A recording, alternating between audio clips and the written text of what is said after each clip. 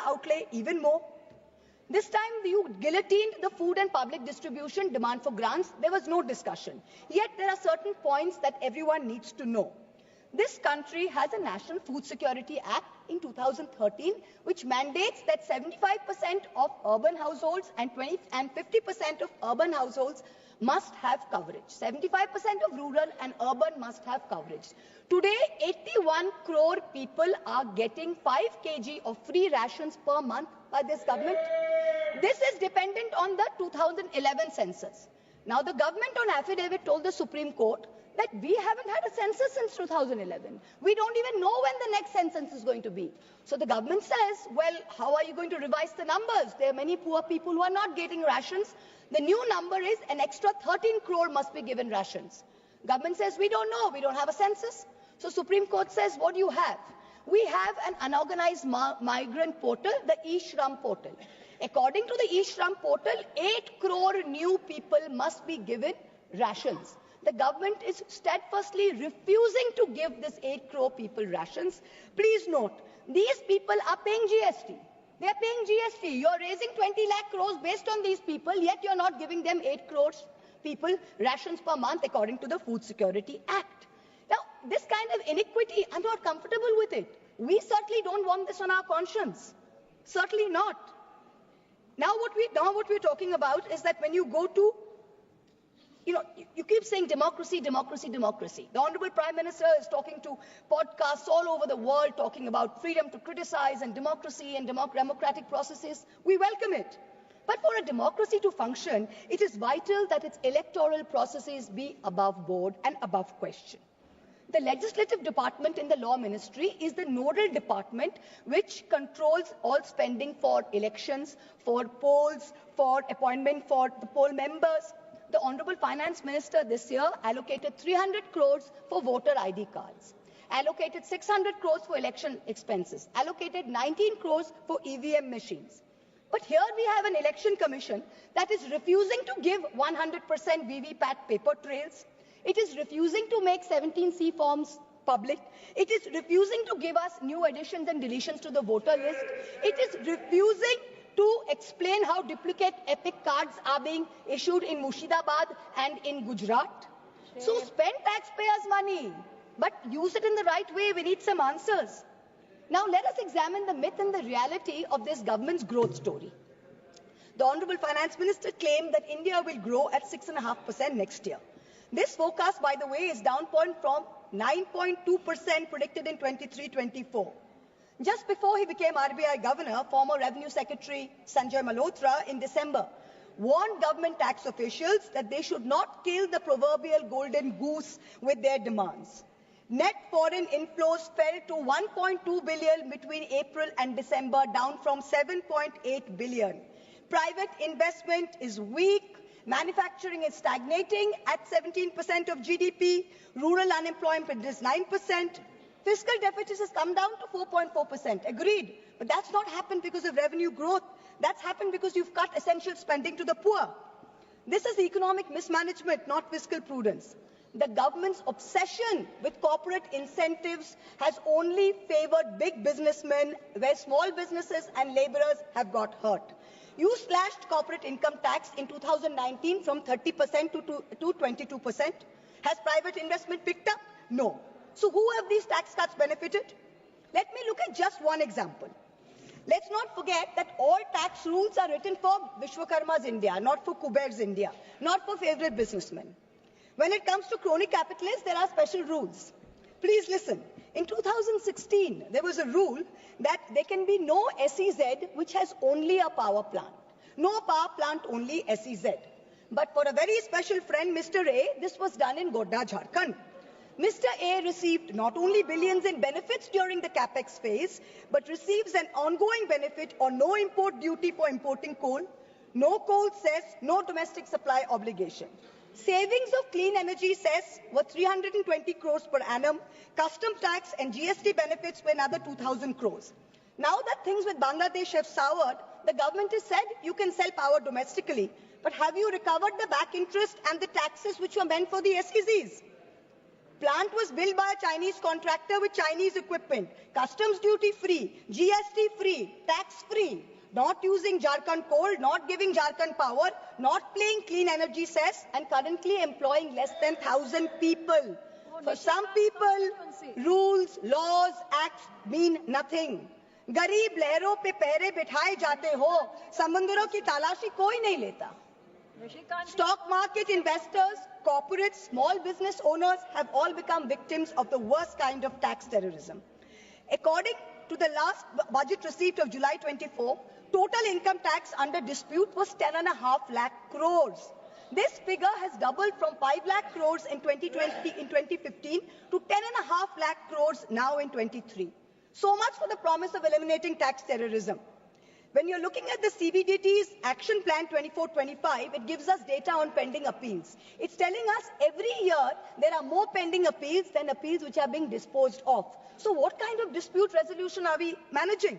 It is estimated that there are 6 lakh pending appeals today.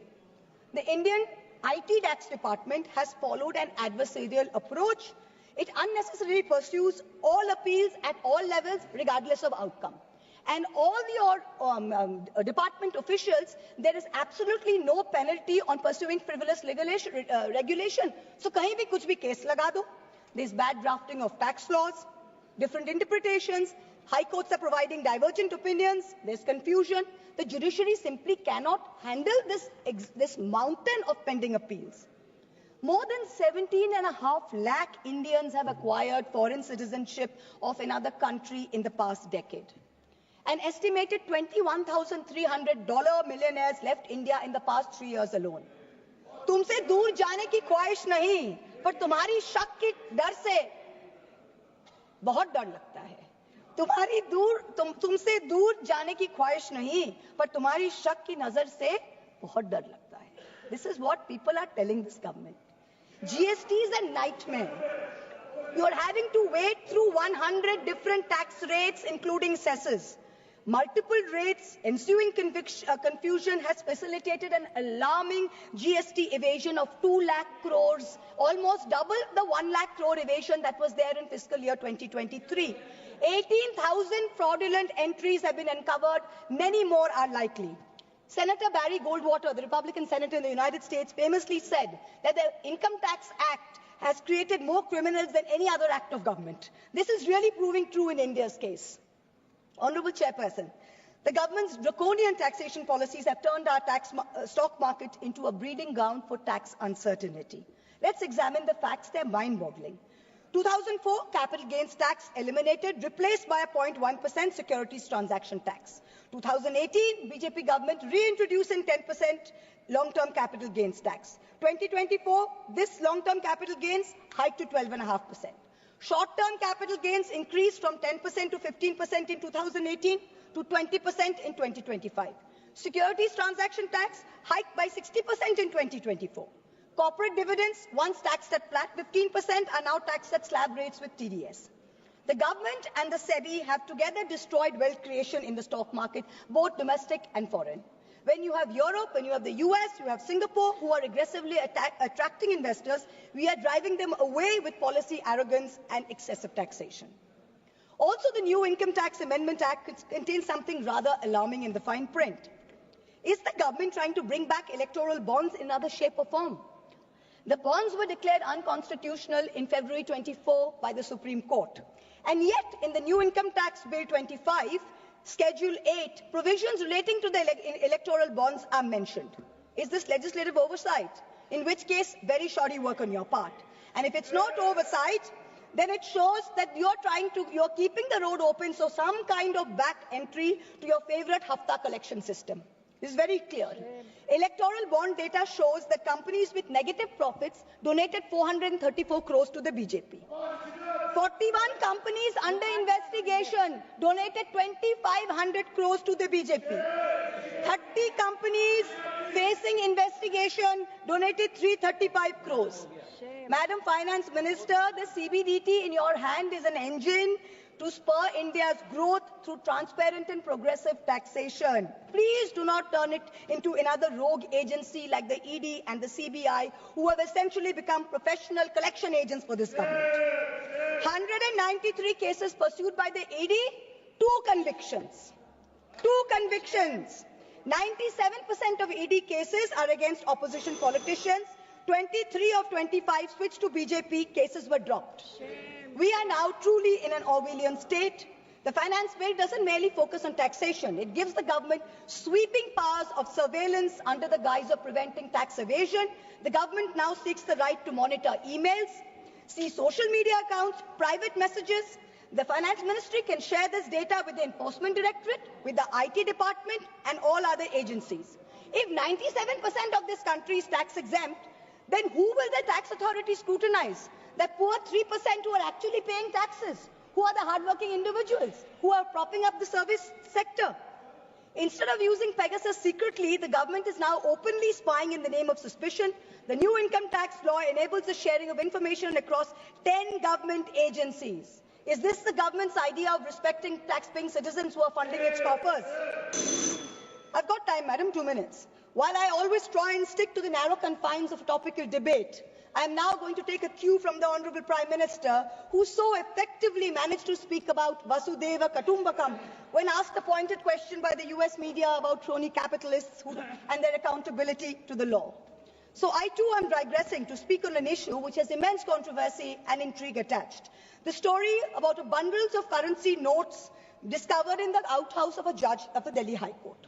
Now, the veracity of the incident is still being ascertained, but the Godi media has gone to town debating whether the appointment of judges and how the government of the day must have a preponderant say in the appointment process. We saw the Sushant Singh Rajput case suicide and how an innocent woman was vilified by the Godi media, name dragged through the mud.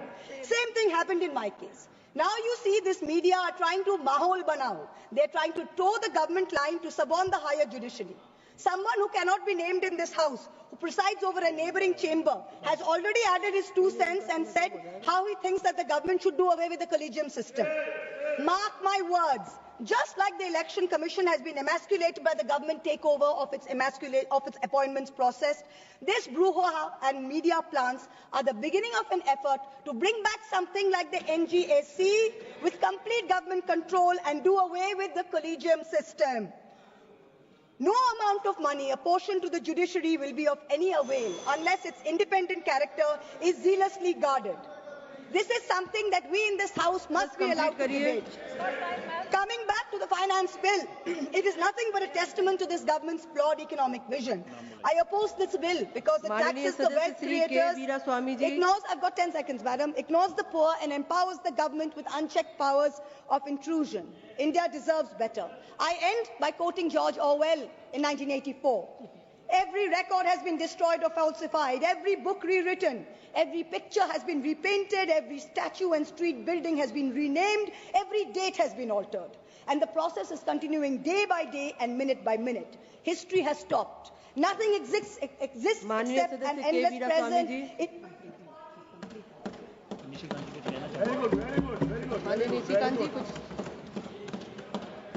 Rule है। Thank you very much madam. Point of order है, speaker का direction 115 है। वो ये कहता है कि कोई भी माननीय सदस्य यदि कोई आरोप लगाते हैं, एक बड़ा आरोप उन्होंने ईडी और सीबीआई पर लगाया कि वो सरकार की तरफ से जो है पैसा कलेक्ट करते हैं। मेरा आग्रह होगा कि उनको ऑथेंटिकेट करने के लिए कहिए कि ईडी और सीबीआई ने कौन सा टैक्स कलेक्ट गवर्नमेंट के लिए किया, किन लोगों को परेशान किया। यदि नहीं करते हैं तो एक्सपंज करिए और नहीं तो प्रिविलेज चलाइए।